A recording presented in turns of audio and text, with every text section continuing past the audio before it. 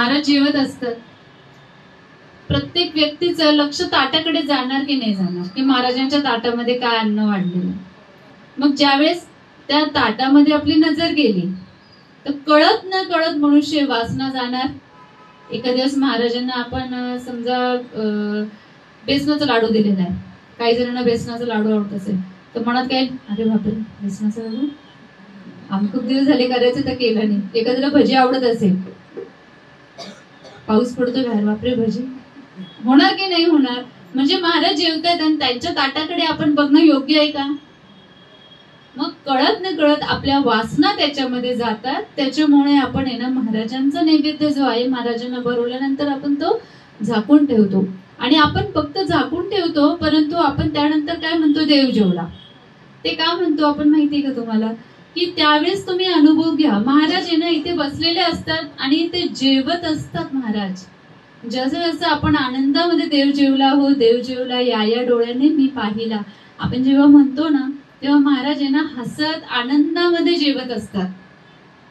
आपण पण बघा ना, आपल्या घरामध्ये आनंदाचं वातावरण असेल, आपण जेवत असू तर 2 घास जास्त जातात की नाही. त्याच ठिकाणी जर चिडचिड असेल, काही झालेलं असेल तर जेवण जातं का.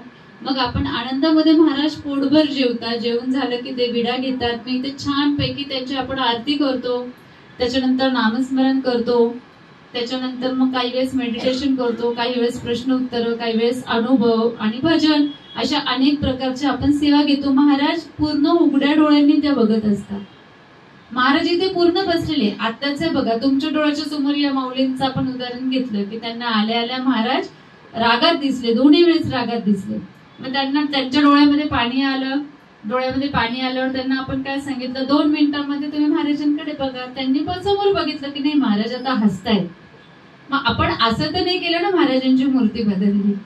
म्हणजे याचा अर्थ काय, महाराज इथे आहे.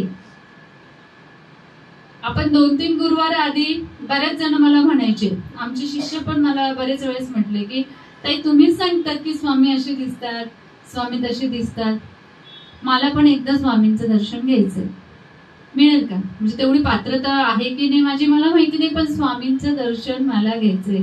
त्यावेळेस असे बरेच जणांनी सांगितलं होतं. मग महाराजांना आपण विनंती केली होती की महाराज की तुमचे जे भक्त आहे यांच्यावर कृपा करा. विनंती आम्ही करतो की तुमचं काही क्षणासाठी भक्तांना दर्शन, तुम्ही इथेच आहेत, परंतु ती अंतरशक्ती अंतर नजर जी आहे ते तुम्ही जागरूक करा की त्या उघड्या डोळ्यांनी तुमचं दर्शन होईल.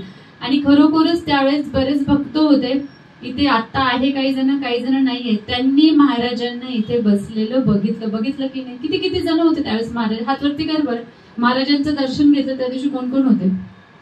म्हणजे बऱ्याच जणांनी अनुभव सांगितले त्या दिवशी की महाराज इथे बसले होते. कोणी म्हटलं माळ हलत होती ताई, कोणी म्हटलं की डोळे महाराजांचे हलत होते, काही जण म्हटले की महाराज असे इकडून तिकडे दिसत होते करताना, माळा खाली वर होत होत्या. असे बऱ्याच जणांचे असे अनुभव त्यावेळेस होते महाराजांच्या बाबतीत. म्हणजे याचा अर्थ काय, महाराज इथेच आहे. आपण जे काही इथे करतो महाराज इथे पूर्ण उघड्या डोळ्यांनी बघत असतात, परंतु ते कधी चिडत नाही बरं का कुणावर. आई आहे शेवटी, ती पोटातच येणार आहे आपल्या चुका.